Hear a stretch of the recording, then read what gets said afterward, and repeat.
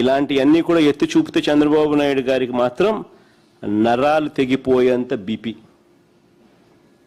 Blood pressure ఎంత ఎక్కువ వస్తుందనంటే ఒక్కోసారి నాకే భయం వేస్తుంది, నేను పోతాడేమో అని చెప్పి. ఎప్పుడైనా పొరపాటున నిద్రపోయేటప్పుడు ఎవడన్నా అట్ట తలుపు అట్ట కొట్టి మావిగన్ అని చెప్పి ఎవడో అన్నాడు అనుకో, టకా అని చెప్పి మనిషి ఏమవుతాడో ఏమో అని చెప్పి ఒక్కోసారి భయం వేస్తుంది. నరాలు తెగిపోయేంత బీపీ.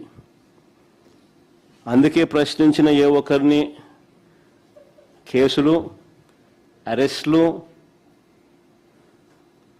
ఎవరైనా మీరు ప్రశ్నించండి, ఎక్కడైనా కానీ ప్రశ్నిస్తే చాలు కేసులు, అరెస్టులు, భయపెట్టడం. ఇది రొటీన్ చంద్రబాబు నాయుడు గారి పాలనలో. ఇవన్నీ కూడా మనం చూస్తూ ఉన్నాం. అయితే చంద్రబాబు నాయుడు గారికి ఒక్కటి గట్టిగా చెప్పాలి. అయ్యా చంద్రబాబు నాయుడు గారు, ఇప్పుడు ఉన్నది జెన్ జీలో ఉన్నాం, ఆల్ఫా, జెన్ ఆల్ఫా కూడా వచ్చేసింది. నువ్వు గన ఈ మాదిరిగా తప్పు చేసినాక ఈ మాదిరిగా ఇబ్బందులు పెట్టే కార్యక్రమాలు ఒప్పుకోకుండా ఇబ్బందులు పెట్టే కార్యక్రమాలు చేస్తే కాక్రోచెస్ లేస్తాయి. గుర్తుపెట్టుకో చంద్రబాబు అని చెప్తా ఉన్నా.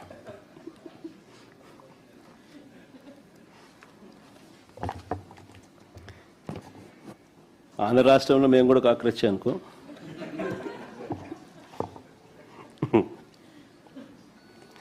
ఇన్ని ఆధారాలు ఉన్నాయి కాబట్టి సిబిఐ దర్యాప్తును అడుగుతా ఉన్నాం. ఇన్ని పక్క ఆధారాలు, సాక్ష్య ఆధారాలతో సహా చూపించినాం. ఉన్నాయి కాబట్టి సిబిఐ దర్యాప్తును అడుగుతా ఉన్నాం. ఎంత దారుణంగా మా మీద బురద చల్లడానికి, మన మీద బురద చల్లడానికి ఎందుకు మన అన్నారంటే, ఈరోజు ప్రజలందరూ కూడా మ్యాండేట్ ఇచ్చి ఈరోజు చంద్రబాబు నాయుడు గారిని కూర్చోబెట్టారు. అంటే చంద్రబాబు నాయుడు గారి మీద ఒక మాట మాట్లాడుతున్నారంటే ప్రజలందరి మీద కూడా మాట్లాడినట్టే. చంద్రబాబు నాయుడు గారు is not a common man. CM అయిన రాష్ట్ర ముఖ్యమంత్రి, ప్రజల చేత ఎన్నుకోబడిన రాష్ట్ర ముఖ్యమంత్రి. మీకు ప్రూవ్ ఉంది, మాట్లాడండి, మేము సరిదిద్దుకుంటాం. ఎస్, ఇది ఇలా జరుగుతుంది, మీరు చెప్పండి, నిజమైతే కనుక మేము యాక్షన్ తీసుకుంటాం. యాక్షన్ తీసుకోకపోతే మీరు మాట్లాడండి. కూర్చొని నేను నాకు నోటుకు వచ్చినట్టు మాట్లాడతానని మాట్లాడి దాన్ని ప్లాట్ఫామ్ కింద తీసుకొని జగన్మోహన్ రెడ్డి ఉండుంటే వసతి దీవెన వచ్చేది. అరే అసలు నువ్వు ప్రమోషన్ ఏంటి నాకు అర్థం కాదు. జగన్మోహన్ రెడ్డి వచ్చింటే వసతి దీవెన వచ్చేది, జగన్మోహన్ రెడ్డి వచ్చింటే అది వచ్చేది, జగన్మోహన్ రెడ్డి ఇది వచ్చేది అని నువ్వు ఒక ప్లాట్ఫామ్ క్రియేట్ చేసుకుని దాని దగ్గర మాట్లాడడానికి ప్రయత్నం చేస్తున్నావు తప్పించి నిజంగా ఒక కన్సెంట్తో మాట్లాడే పరిస్థితి ఎక్కడ కూడా కనిపించలే. అంత దూరం వచ్చావు, ఫోటోలు చూపించావు, అది చేసావు, ఇది చేసావు, నీ నాయకుడు అంటున్నావు, నీ కార్యకర్త అంటున్నావు, నీ దగ్గర బోల్డ్ ఆస్తుంది, రూపాయి ఎందుకు ఇవ్వలేకపోయావు? తోట చంద్రయ్య చనిపోయినప్పుడు ఆర్థిక సహాయం చేయలేదు తెలుగుదేశం పార్టీ. నాకు తెలిసి 25 లక్షలు 30 లక్షలు ఇచ్చారు, ఇంకెక్కువ ఇచ్చినట్టున్నారు. ఆటవిక పరిపాలన సాగుతుందని నీ నోట్ నుంచి అలాంటి మాటలు వస్తుంటే, అలవాటుగా వచ్చేస్తుంటే అలాంటి మాటలు నిజంగా నవ్వొస్తుంది. ఈరోజు నేను ఒకటే చెప్తున్నా, అప్పీల్ చేస్తున్నా పబ్లిక్కి కూడా, దయచేసి ఒక్కసారి మీరు కూడా ఆలోచన చేయండి. ఒక రాక్షసుడు, ఒక సైకో పరిపాలన చేసిన వ్యక్తి, సొంత సీఎం కుర్చీలో కూర్చోవటానికి సొంత బాబాయిని కూడా హత్య చేయించిన వ్యక్తి, సీఎం కుర్చీలో కూర్చోవటానికి ఒక దళిత యువకుడిని కోడికత్తి నెపంతో, కోడికత్తి శ్రీను, ఆ కోడికత్తి నెపంతో ఒక హత్య కావాలని అతని మీద హత్యా ప్రయత్నం చేయించుకొని 5 సంవత్సరాలు కూర్చున్న వ్యక్తి, కనీసం అతన్ని విడిపించడానికి ఏదో ఒక్కరోజు కోర్టుకి వెళ్ళినా కూడా అతనికి బెయిల్ వస్తుందంటే 5 సంవత్సరాలు కూడా బెయిల్ రాకుండా చేసిన వ్యక్తి ఈరోజు మన దగ్గరకు వచ్చి నీతులు చెప్తున్నాడు. మళ్ళీ సీఎం కుర్చీలో కూర్చోడానికి గులకరాయి వేషాలు వేశాడు. అవన్నీ కూడా ప్రజలకు తెలిసినాయి. అఫ్ కోర్స్ అదృష్టం కొద్దీ అది ఎవరు కూడా నమ్మలేదు. ఒక సొంత బాబాయిని హత్య చేసినప్పుడు హత్య చేయించిన వ్యక్తిని అవినాష్ రెడ్డిని ఈ తప్పు చేసుండకపోవచ్చు, నాకు తెలిసి చేసుండకపోవచ్చు అని ఒక వ్యక్తిని, అనుమానాస్పదంలో ఉన్న ఒక వ్యక్తి గురించి ఒక సీఎం పొజిషన్లోని ఒక స్టేట్మెంట్ ఇవ్వగలిగాడంటే అతని తాలూకా సైకో నేచర్ ఒకసారి ఆలోచించండి. అలాంటి వ్యక్తి సొంత చెల్లి ఈరోజు నాకు న్యాయం చేయండి అని వివేకానంద రెడ్డి సొంత బాబాయ్ హత్య చేస్తే న్యాయం చేయండి అంటే 5 సంవత్సరాల్లో కనీసం ఒక స్టెప్ ఫార్వర్డ్ అవ్వలే. పాపం ఆ అమ్మాయి బయటకు వచ్చి, పాప సునీతమ్మ బయటకు వచ్చి మళ్ళీ సిబిఐ ఎంక్వైరీ వేసుకొని ఢిల్లీ చుట్టూ తిరిగి నాకు ప్రాణాపాయం ఉంది, నన్ను రక్షించండి మొర్రో అని ఢిల్లీ నడివీధుల్లో నీ రక్తం పంచుపుట్టుకుని ఒక సొంత చెల్లి మాట్లాడింది. నువ్వు ఈరోజు ఆటవిక పరిపాలన గురించోనో లేకపోతే ఇలాంటి మాటలు మాట్లాడి లా అండ్ ఆర్డర్ గురించి 45 రోజులకే స్టేట్మెంట్లు ఇస్తున్నావు. ఢిల్లీలోకి వెళ్ళి కూర్చొని ధర్నా చేస్తున్నావు. ఎస్ రా, నేను వస్తాను ఢిల్లీ. నువ్వేం చేసావు 5 సంవత్సరాల్లోని 45 రోజుల్లో మేమేం చేసావు మేము చెప్పుకుంటాం.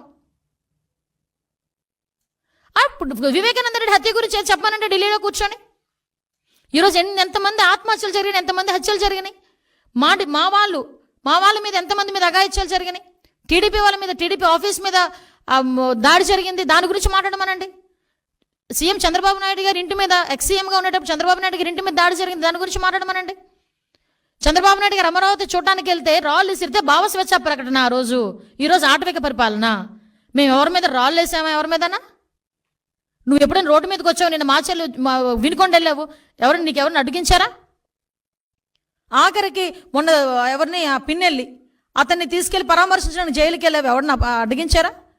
ఇంతకు ముందు ఒకసారి గుర్తు చేసుకో యా బాబు, పులివెందుల ఎమ్మెల్యే, ఇంతకు ముందు ఒకసారి గుర్తు తెచ్చుకో ఒకసారి.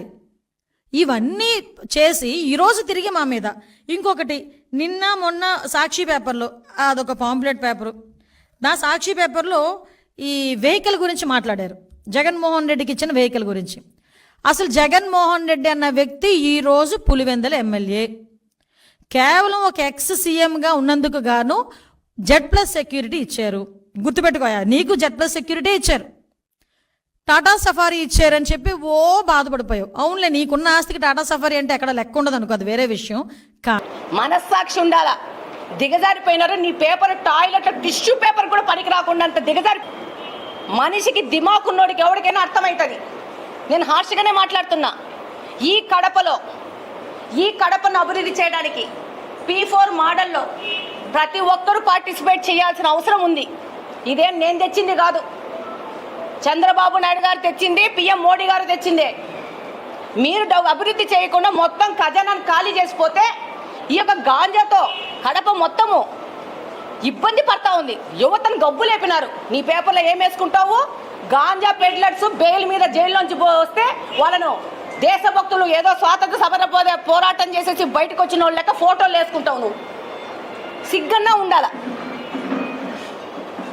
ఈ గాంజా పెడ్లర్లు బెయిల్ మీద వచ్చినోడు వలన ఈ కడప ఇంత నాశనమైంది. వీళ్ళ వెనక తిరిగే వాళ్ళు ఎవరు?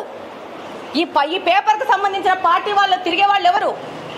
గాంజా పెడ్లర్లు, భూ కబ్జా చేసేవాళ్ళు. నీ వాళ్ళ గురించి రాసుకో. అది వద్దనుకుంటే వెళ్ళు, ప్రతి ఒక్క డివిజన్లోకి వెళ్ళు, సమస్యలు చెప్తారు, నువ్వు రాయి. దాని మీద పని చేయడానికి సర్వం సిద్ధంగా ఉన్నా. నా నోటీస్ కూడా కొన్ని సమస్యలు రాకపోవచ్చు, చెప్పండి, వెళ్తాను. రాస్తున్నారు కొన్ని పేపర్లు, ఇక్కడ మురికి ప్రాబ్లం ఉంది, రోడ్లు లేవు, కాలువలు లేవని చెప్పి రాస్తున్న ఈ పేపర్లు బాధ్యతాయుతంగా మీరు మాకు చెప్పాలా, పని చేసేది మాతో మీరు చేయించుకోవాలా. చేయడానికి సర్వం సిద్ధంగా ఉన్నాను. అంతేగాని విలువలు వదిలేసి నోటికి ఎంత వస్తే అంత వాళ్ళ అర్హత కూడా చూసుకోకుండా చంద్రబాబు నాయుడు గారిని, పవన్ కళ్యాణ్ గారిని, లోకేష్ అన్నని ఇష్టం వచ్చినట్టు మాట్లాడుతున్నారు. తెలుగుదేశం పార్టీలో ఇంకా క్రమశిక్షణ ఉంది కాబట్టి ఇంకా మీరు మాట్లాడగలుగుతున్నారు. లేకపోతే మీరు చేసిన దానికి, మాట్లాడేదానికి ఈ పార్టీకి వేరే విధంగా ఉండేది. కానీ ఈరోజు లోకేష్ అన్న గారు గత ప్రభుత్వంకి మనకి, గత పార్టీకి మనకి తేడా ఉండాలి, యువత మంచి దారిలో నడవాలి, ఉద్యోగాలు రావాలి, పరిశ్రమలు రావాలి అని మా అందరినీ కూడా ఒక దారిలో పెట్టి ఈ రాష్ట్రాన్ని ముందుకు తీసుకుపోతున్నారు.